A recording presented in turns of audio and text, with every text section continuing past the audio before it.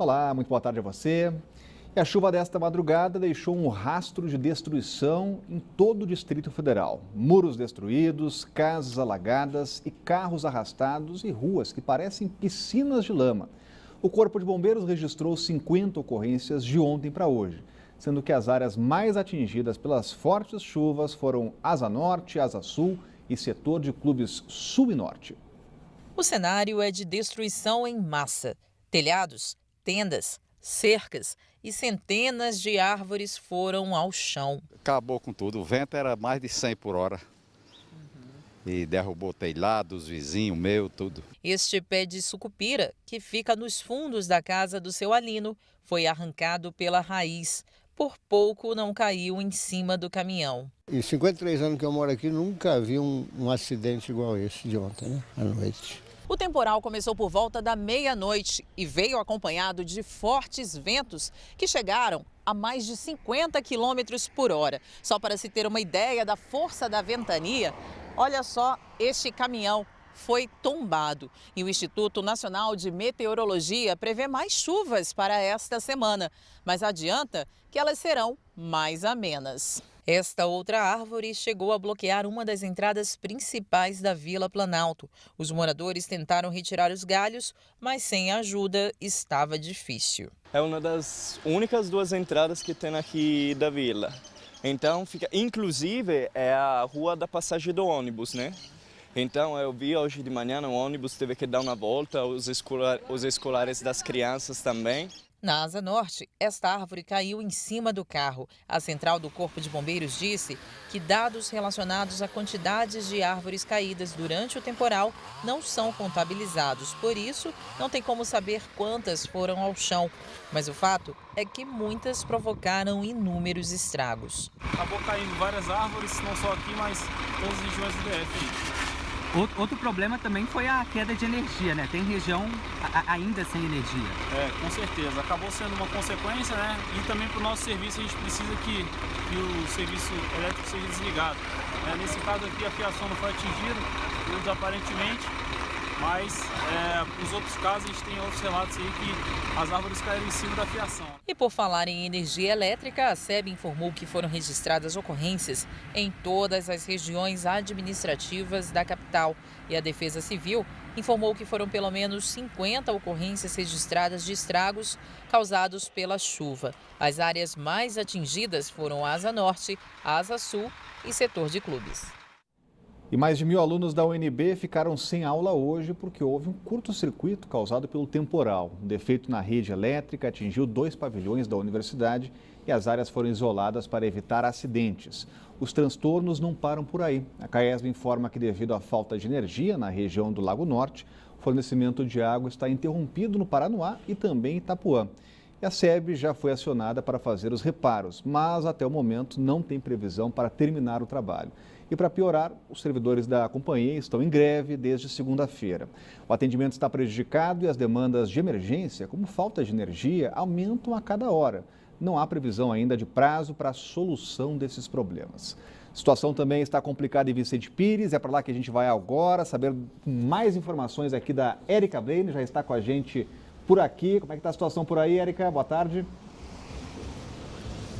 Olá, boa tarde, Orengo. Boa tarde a todos. Pois é, situação complicada aqui em Vicente Pires, o drama de sempre, né? Choveu e acaba trazendo aí tragédias para os moradores. Antigamente, o problema estava ali. A água vinha, descia e encontrava ali o residencial IP. Os moradores tentaram aí uma solução paliativa, né? Fizeram aquela barreira de contenção e acabou transferindo aí o problema para a chácara ao lado. O que aconteceu em março deste ano? Nós viemos aqui emoção. Veio a água da chuva, vários muros, um após o outro, foram derrubados aí pela força d'água. Em março, o governo esteve aqui e prometeu aos moradores que iniciaria o que seria realmente a solução aí para os problemas, que é o sistema de drenagem de água de chuva. Mas o que aconteceu, Orengo? Eles realmente iniciaram a obra, mas não acabaram. O que aconteceu nessa madrugada aí de ontem para hoje? O que aconteceu? Olha só. Esse muro aqui foi derrubado, existia uma barreira de contenção, a água passou por cima dessa barreira de contenção, destruiu parte do outro muro da outra casa ali e a água desceu aí com toda a força de sempre. Encontrando o que lá no final? A obra do governo aí de drenagem que não solucionou o problema, uma obra inacabada e que virou problema maior ainda para os moradores, porque o asfalto ficou completamente destruído, teve ali uma cratera que parecia até que dava para caber um carro ali dentro, ou seja, todo ano, mês após mês, agora a chuva começou de novo, o problema se repete aqui em Vicente Pires, medidas paliativas aí são trazidas, são feitas, esses muros, né, de contenção são construídos, mas não resolve o problema dos moradores. E sabe por quê, Orengo? Eu conversei agora há pouco com o coronel Bezerra, da Defesa Civil, ele disse que tudo se esbarra numa questão burocrática, a quem pertence as terras, se é do governo federal, se é do governo do Distrito Federal e também até, conversando com os moradores, até chacareiros que não deixam aí dar continuidade à obra. Enquanto isso, a situação é essa. Orengo, boa tarde. Obrigado, Érica, trazendo informações de falta de planejamento, Cláudio Humberto, prevenção e no meio de tudo isso, greve da SEB. Pois é uma velha imprevidência dos órgãos públicos aqui do Distrito Federal. Eles tiveram todo o tempo do mundo, o período de seca mais longo dos últimos tempos. E, no entanto, não tomaram as providências. E, olha, essa era a crônica do alagamento anunciado. A gente podia ver em todas as cidades lixo não recolhido, lixo espalhado nas ruas. Todo esse lixo foi, com as chuvas e os ventos, acabaram todos nas bocas de lobo e nas galerias. E isso é o que provoca alagamento. A água não tem para onde sair, simplesmente não tem por onde escoar. E a greve na SEB é uma molecagem. A SEB fez coincidir, os trabalhadores da SEB fizeram os grevistas, fizeram coincidir esse movimento de paralisação exatamente com o período da chegada das chuvas, que é para atormentar mais ainda a população que lhes paga os salários. Salários de Marajás, inclusive, tem gente na SEB, quase 40 ou 50 pessoas na SEB que recebem mais do que o teto constitucional. Tem gente lá recebendo mais de R$130 mil por mês, além de todos os benefícios como auxílio creche e, pasmem, até auxílio babá. Nós é que pagamos os babás e as babás dos filhos dos funcionários da SEB. Eles, apesar disso tudo e todas as regalias e dos ótimos salários, resolveram fazer greve exatamente quando chegam as chuvas. E a gente sabe que vive numa cidade onde até xixi de cachorro em poste derruba energia. E aqui, quanto mais chuvas fortes e ventanias. Pois eles escolheram exatamente este momento para entrar em greve. Às 8 horas da manhã de hoje, havia 1.421 casos de corte de fornecimento de energia provocados exatamente pelas chuvas e pelas ventanias, atingindo mais seriamente, mais gravemente a Asa Norte e o Lago Norte. Mesmo com o temporal da madrugada, o nível dos reservatórios continua baixo. A situação mais crítica é do Descoberto, que está em 5,3%, enquanto o de Santa Maria está em 21,9%. Lembrando que a DASA já aprovou um novo plano de racionamento de 48 horas, 2 dias, mas ainda não há data certa para começar. Hoje estão sem água Gama, Lago Sul, Paranoá, condomínios RK e Império dos Nobres, em Sobradinho, além dos bairros Oeste e Morro Azul, em São Sebastião. O cronograma completo você encontra no site caesb.df.gov.br. E agora, para valer, a partir de hoje, todos os assentos dos transportes públicos do Distrito Federal se tornam preferenciais. Mas, apesar da determinação, o DEFTRANS afirma que não haverá nenhuma fiscalização.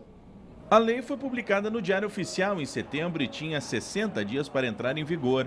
A princípio, a medida não tem caráter punitivo. Idosos com 60 anos ou mais, grávidas, mulheres com criança de colo e pessoas com deficiência ou com mobilidade reduzida serão beneficiados com a norma, ou seja, terão prioridade para sentar em qualquer banco. Avisos sobre a lei estão sendo colocados dentro dos metrôs e ônibus para esclarecer e conscientizar a população. Uma nova lei, mas sem fiscalização. Pois é, não sei para que esse DEFTRANS. O governador, inclusive, não só se livraria de um órgão público que só joga bola nas costas dele, extinguindo o DEFTRANS, como também faria uma grande economia, porque se tem uma legislação que cuida de coisas como essa e o DEFTRANS diz que não vai fiscalizar, para que a lei então? E a Câmara dos Deputados segue hoje com a votação de temas ligados à segurança pública. Nesta terça-feira, os deputados aprovaram um projeto que obriga as operadoras de telefonia celular a instalar bloqueadores de sinal nos presídios de todo o Brasil. O texto agora segue para o Senado. Quem traz os detalhes ao vivo é a Renata Dourado. Esse é só o primeiro de uma série de projetos, né, Renata? Boa tarde. É isso, Rodrigo. Boa tarde para você, para o Cláudio, para todos que nos acompanham. Trata-se de um pacote de assuntos, de temas relacionados à segurança pública, de interesse de todos nós. Realmente são temas muito importantes. São 7 medidas. 2 delas já foram votadas e aprovadas pelos deputados. Uma delas é essa a qual você se referiu, que as empresas de telefonia serão obrigadas a instalar esses bloqueadores nos presídios em locais onde jovens cumprem medidas socioeducativas para evitar esse verdadeiro absurdo, né? Que criminosos de dentro do presídio consigam ligar, mandar mensagens, se responsabilizar aí, ordenar vários crimes, ou até mesmo qualquer tipo de ligação, de qualquer tipo de contato. Então, as operadoras serão obrigadas. É claro que foi aprovada na Câmara, essa medida foi aprovada na Câmara, mas ainda precisa da aprovação dos senadores, como você bem se referiu. Uma outra medida também, que já foi aprovada pelos deputados essa semana, é uma medida que corta certos benefícios, certos privilégios para criminosos menores de 21 anos de idade. Então, eles têm alguns atenuantes e aí os deputados acabaram com isso, mas a gente lembra que tudo precisa ainda ser analisado pelos senadores. Existem outras medidas também de interesse de toda a população, medidas que prevê, por exemplo, o fim daqueles saidões. A gente lembra que tem essas saídas temporárias, Natal, Réveillon, Dia das Mães, Dia das Crianças. Então, acabaria com esses saidões. Outras medidas também são aquelas que prevê mais rigor nos crimes, nos assassinatos cometidos contra policiais ou outros agentes de segurança pública. Enfim, são uma série de medidas. Aquela também que cria um cadastro de desaparecidos, outra que tipifica, torna crime você usar uma pessoa como escudo, chamado escudo humano. Então, todas essas medidas estão sendo analisadas. A sessão de hoje estava prevista para começar às 9 horas da manhã lá no Congresso Nacional. Foi adiada, mas certamente hoje vai ter sessão. A gente lembra aqui que todos esses dias, inclusive na próxima sexta-feira, também está prevista uma sessão muito diferente do que a gente vê nas outras semanas. Então, eles estão trabalhando todos esses dias aí, colocando a pauta em dia. A gente lembra aqui também que na semana que vem teremos um feriado, dia 15 de novembro, vai cair numa quarta-feira. Então, muito diferente desta semana. Na semana que vem deve ser uma semana morta, onde nada será analisado, nada será votado pelos deputados, realmente porque eles vão estar de recesso durante toda a semana. Rodrigo. Obrigado, Renata. E até lá tem muitos projetos aí importantes para votar na Câmara. Há muito o que fazer, né, na área de segurança pública, absurdos a corrigir, inclusive com relação à legislação mais recente. Por exemplo, a legislação que implantou no Brasil as tais audiências de custódia. E só para você ter uma ideia do que isso significa, é assim: a polícia, quando prende o sujeito, mesmo em flagrante, a polícia é obrigada a apresentar aquele preso diante da autoridade da justiça para que o juiz decida se ele vai ser mantido preso ou se ele vai ser solto.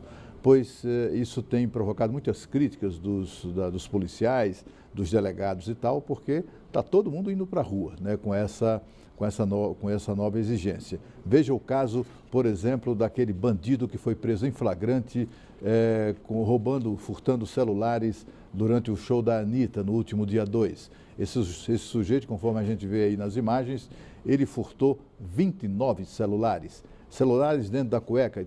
Vemos aí o policial retirando o PM, retirando da cueca dele celulares.